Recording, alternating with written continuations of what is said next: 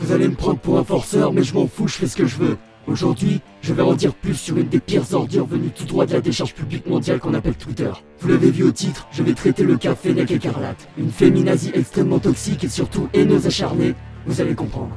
Ses idées sont clairement inspirées d'Alice Coffin et Pauline Armange, et ses méthodes sont similaires à celles de Rokhaya Diallo et Marguerite Stern combinées, à savoir misandrie poussée à l'extrême et pratique victimaire à gerber. Je rajouterai qu'elle est aussi une énorme adoratrice de ce collabo de Franck Brussier, et surtout qu'elle est idolâtrée par les dégénérés de la secte du MJ. Le plus notable étant le déviant qui la vénère comme une divinité absolue, en plus de prier sa MJ comme un musulman prierait Allah tous les jours. Elle est surtout connue pour son obsession maladive envers psychodélique. Depuis des années, elle passe son temps à faire des threads haineux et diffamateurs sur lui, à chaque fois qu'elle a l'occasion d'ouvrir sa gueule. Et quand c'est pas pour parler de lui, elle va chercher le moindre tweet de gens qu'elle ne peut pas blairer pour faire des appels à la haine et au signalement de masse. Et surtout, quand elle se prend un retour de flamme à cause de ses conneries, elle manipule ses suiveurs en se victimisant comme si elle s'était fait capturer et torturer par des terroristes. Et quand je vois les abrutis qui la soutiennent, je comprends qu'on a affaire à une belle bande de sauvages matrixés.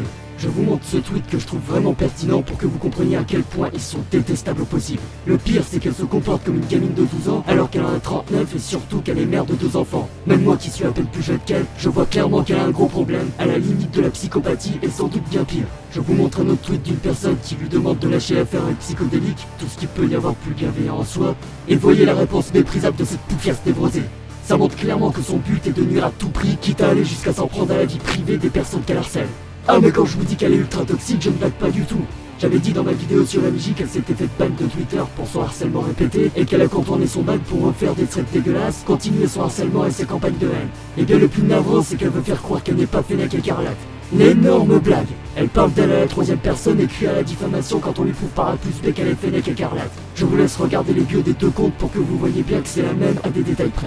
Voilà qu'en plus d'être toxique, elle n'assume pas ses fautes. Pas étonnant venant d'une fasciste. Pour rajouter une pique, un de ses lèche-culs est carrément son équivalent masculin en termes de nuisance et d'acharnement obscène. Et ce n'est nul autre que la pigarde. Car tout comme elle, il s'était fait ban dev puis s'est refait un compte pour continuer ses actes nocifs. Et d'ailleurs, il ne se cache pas de dire qu'il passe des nuits blanches à chercher des soi-disant preuves pour diffamer et appeler à la haine. Notamment envers Psychodélique pour ne citer que lui. Ce dernier l'a d'ailleurs exposé en vidéo, donc je ne vais rien rajouter là-dessus. Je terminerai sur lui en disant qu'après ça, il s'est mis en privé comme le gros lâche qu'il a toujours été pour éviter de se faire signaler ses tweets infâmes. Pour conclure, Fennec Écarlate est une pseudo-féministe qui prend les gens de haut et veut se croire supérieure en usant des pires méthodes possibles pour arriver à ses fins, quitte à être dans l'illégalité la plus totale tant qu'elle ne se fait pas choper par la justice. Et encore pas sûr qu'après une condamnation elle arrêtera ses habitudes malsaines.